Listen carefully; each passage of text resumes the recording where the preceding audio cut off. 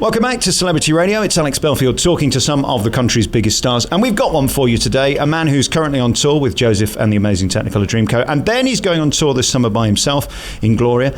Joe McElderry, how are you? I'm very well, thank you. What's it like being you? I mean, there you are, semi-naked, 8 times a week, and you have these adoring fans. You're one of the few that's made it, really. You're consistently in work and evergreen and popular. That's wonderful. Thank you. That's a very nice compliment. You know, I've always just been prepared to work hard, I suppose.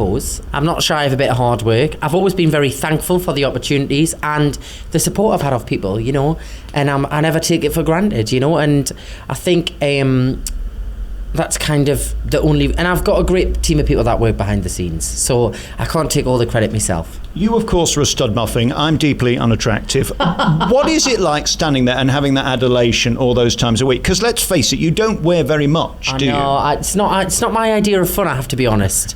I've kind of become really used to it, and luckily, I mean, we do 10 shows a week, so the fact that we do that it keeps us in half decent shape.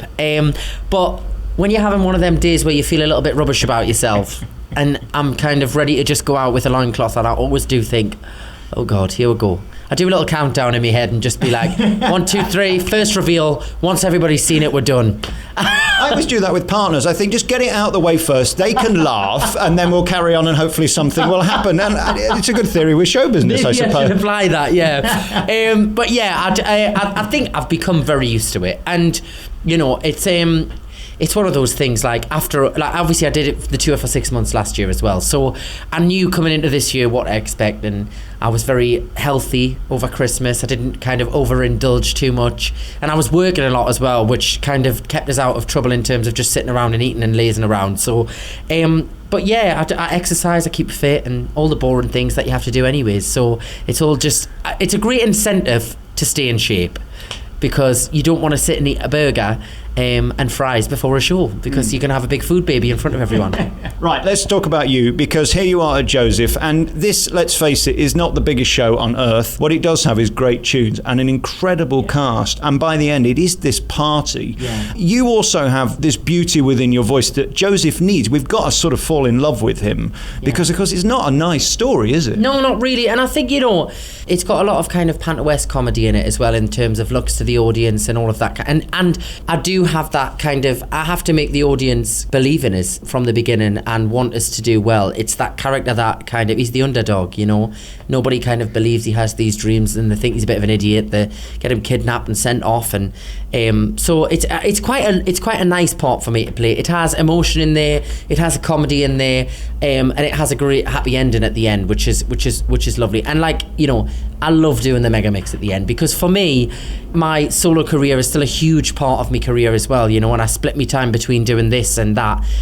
So for me, that kind of end bit at the mega mix, it really allows us to connect with the audience on my level, you know, of out of character. I can get them to clap along, I can get them to sing along, I can wave to people and really kind of feel that connection as well outside of the character. I guess you were born doing this. I mean, you're a showman, you always have been, and that's what we got to see when you shot to fame, and of course the X Factor and all that stuff. I think the beauty in Close Every Door, it is the most beautiful version I've ever heard, and it's a big number that. It starts low and goes incredibly high. These aren't easy numbers that Andrew wrote, are they? No, they're not, and they're also very... they're also very conversational, in the sense of that if you oversing them, it spoils them. It has to. A lot of it is because there's no script, should we say? It's all sung through, especially for Joseph as well.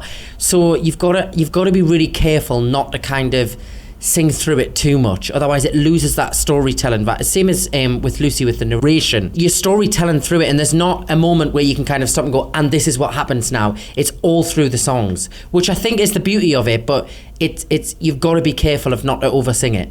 And she's wonderful as well. We're going to talk to Lucy in a bit. She really is, and I think you two obviously steal the show. But what a great chemistry between you. Although you're not playing off each other, if it doesn't work between you two, I think the show probably would fall apart. Well, yeah, I mean, and the thing that we obviously do in the show, for the first...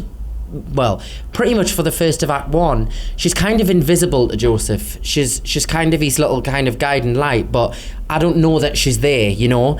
And it's not until the end that we really get to kind of connect with each other and sing with each other together. But it is that kind of thing of we kind of have to be aware of each other at all times, because it's a very important relationship that people are viewing without me supposedly realising that she's there, if that makes sense. Have you in your head made it now? I mean, as we sit here in one of the most beautiful theatres, certainly in the country, selling out an amazing show that everybody's heard of, you're going on tour by yourself under your own banner. I mean, you are living the dream, and you do realise most people who come from that type of reality show, whether it be X Factor, Britain's Got Talent, do have sort of a window of opportunity, and then it quickly fades. Yeah. You've managed to survive and end up bigger than the rest. It's extraordinary. Well, I mean, I think the industry itself is a tough industry, full stop. Whether you come from X Factor or whether you don't, whatever avenue you choose to come down, I think they're all very tough and all very ruthless in very different reasons. But I think the thing with me, I've never sat still, and I've never sat and went, all right, I can rest on it now. And I think that's the important thing. I've always had an ambition, I've always had a drive, and I always am looking to the next thing, and I'm always aware that you can always improve as well and get better. And I think it's important to do that. I think so many people, I see it when I travel around and when I go to events in London, you see these people that have all of these people around them that just tell them everything's wonderful all the time. That unfortunately isn't how life works, and I think that very slowly it filters into their brain about their career and about their abilities, and I think a lot of people kind of get to a point and think, oh, I can just chill out now, it doesn't really matter anymore. I've always just wanted to sing. I've always wanted people to leave a show and say that was brilliant or he was brilliant, and I really enjoyed that, and that kind of drives me to want to be good for everything that I do. I want it to be a certain quality, it's important, and I've always had that, and I think hopefully I'll always have that, and I would like to say that the minute I don't have that, I don't think I would do it, because I don't think I would be in it for the right reasons.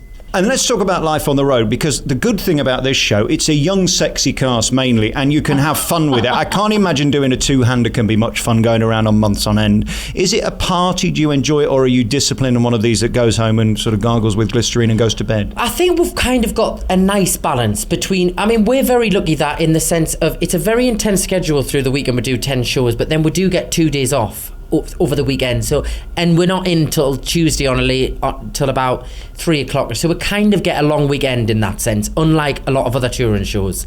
So we're lucky in that sense, but through the week we have to cram 10 shows in, so we do have to be disciplined, but we also, we're not saints. We do have a party now and again, and we go out and we socialise. This cast are really, really sociable, which certainly helps. It makes the time go quicker. Everybody gets on really well, which helps as well. We're around each other all the time.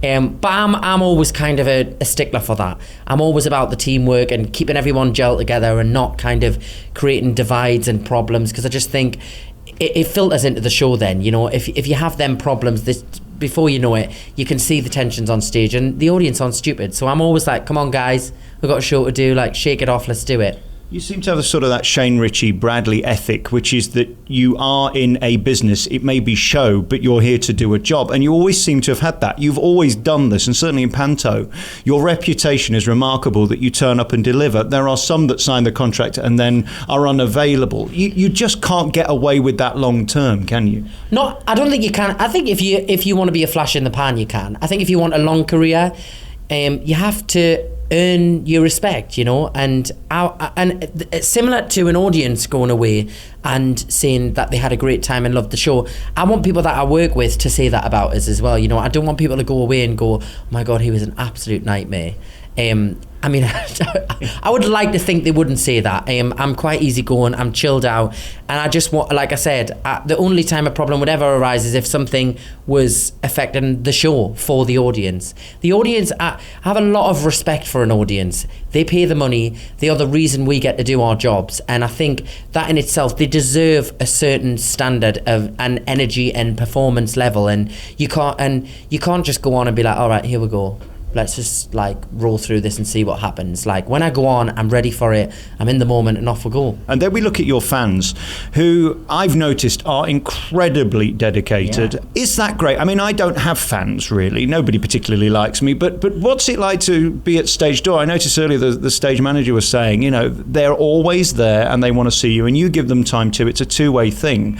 I've been very, very blessed from day one. I've had a very loyal supporter following, and they've kind of stuck with us through thick and thin so far, which has been really, really, in a way it's slightly overwhelming to think that people care about you that much and really, really want you to do well. And I say, I've said this on stage in my shows before, it gives you an unbelievable connection with people like that, because they love something that I do and love so much. Like, I stand on stage and I love it every night, and they love it as much as I love it. So that in itself, to have that connection, and I feel it when I do Joseph, because I feel that this show has an incredible fan base on its own as well. So you combine that with people who have been very supportive to me, and then when I go out on the road with my shows, to have a room full of people like take time out of their schedule to come and see your show and like want to just sit and watch you for 2 hours is, to me, is like a huge compliment, and I don't take it lightly. And I think to have all of those people in one room just sharing your music with you is a huge connection, and I always every other night I kind of have a like, wow, this is pretty cool. What else would you like to do? I mean, would you like to do maybe a Jean Valjean or a Phantom? What's next for you? I think, I'm bringing a new album out in the summer, obviously in just before the tour starts, the Gloria tour. And then we do Joseph again from September, and we've just announced it. We're finishing Newcastle Arena over Christmas, which is going to be very special. And then I've got to a point now where I tried to predict things so many years ago, and I tried to go, this is what I'm going to do, and I'll probably end up doing this, and I'll do that. And then I just thought, do you know what it is? I'm very fortunate that I get lots of wonderful opportunities, and now I just kind of think, can I have fun with it? Can I enjoy it? Will people coming to see it think that I can do a good job in that? And if them three things I can tick it off, then I think, let's try it. Let's have a roll with it. I'm not scared of a challenge. I'm not scared of a bit of hard work. And I kind of that's kind of my rule book, because I've done things in my career so far that I never in a million years imagined I would have done. And they turned out to be some of the best experiences I've ever had. So I think predicting things and saying, I'm going to do that role, I just think, just see what happens. You never know what's around the corner. And does it ever become normal when you open a newspaper and there you are, whether it's a story you like or you don't like? I mean, that's extraordinary too. I know in your sphere and your world that's normal, but for people like me, when I see it, sometimes I think, oh my God, that must be the most amazing thing in the world, but equally it must be frustrating. Does that become normal? I don't think it ever becomes normal, and I think that's the kind of key point in it. I've almost never welcomed it into my life, in terms of I've never went out there to seek publicity for stupid things. I mean, obviously you need publicity for your shows and your album and things like that. That's a different kettle of fish. But I've never tried to seek publicity for the wrong reasons. I never wanted to be famous. I just wanted to be a performer. And I'm very aware that the fame thing is a very huge attachment to that. And you do need it. You need it for shows, for people to come and see, to know where you're going to be on at and all of them kind of things. But I kind of treat it with respect. I kind of know it's there. I don't pay a lot of attention to it, but I treat it with respect. I don't abuse it, because I think it can be a very dangerous thing, and too much of it can mess things up a little bit. So I just kind of, it's in the background. But equally, as you walk past a beautiful building like this, a tremendous theatre, and your face is all over it, again, there must be pinch you moments where you think this is remarkable, albeit slightly embarrassing. Yeah, it certainly keeps the burglars away.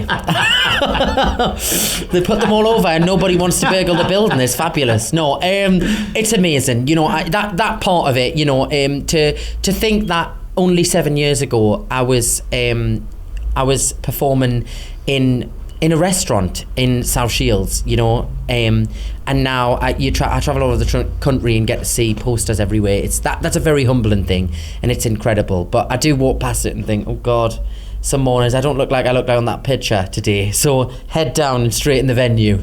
Any hope of seeing you tonight with Philip next door? I don't know. Let's see. That's all I'll say. Let's see. We've had a conversation. We're going to try and make something work. fingers crossed, we'll see. It's all about the timings. Where shows are on at exactly the same time. If there's a window of opportunity where we can kind of sneak through one or the other, we both really want to do it. We'll see what happens from there. You're remarkably talented. Your performance in this is extraordinary. I think Close Every Door is the most beautiful I've seen in any theatre, whether it be in the West End or on tour. We wish you all the best with Gloria, which is on tour July and August, and then you're back in this for the autumn, and Newcastle at Christmas as well. Thank you so much for your time, Joe McElderry. Pleasure. Thanks for having us.